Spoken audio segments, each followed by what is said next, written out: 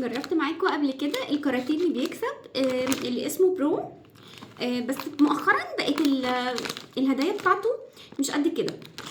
سمعت ان الهدايا بتاعته ابتدت تتحسن وتتطور تاني، فقلت اجيبه ونجربه سوا تاني ونشوف فعلا اتطورت ولا لا.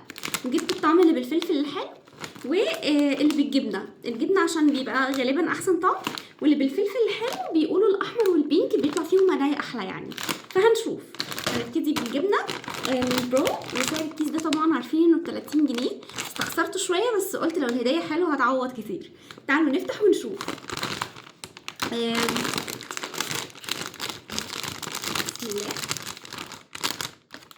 بصوا كده. ايه ده؟ ايه دي بقى؟ ايه دي؟ دي نحله. بصوا دي اللي طلعت. مش عارفه دي تقريبا النحله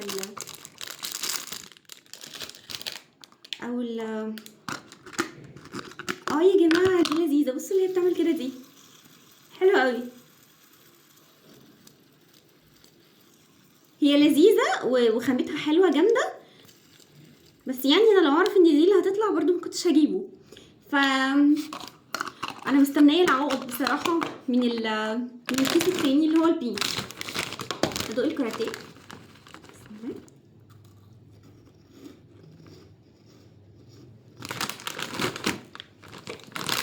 لذيذ. تعالوا نفتح التاني بقى. ده بطعم الفلفل الحلو، برضو 30 جنيه. يا رب. بسم الله. شايفين ايه؟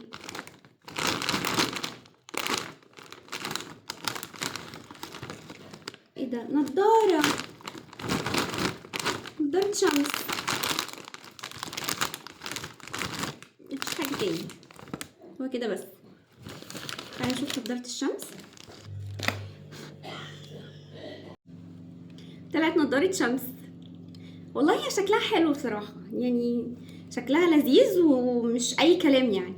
استنوا اشوفها عليا وقولوا لي رايكم ايه. اكتبوا لي في الكومنتات شكلها ايه عليا، لايقه ولا لا. استنوا كده.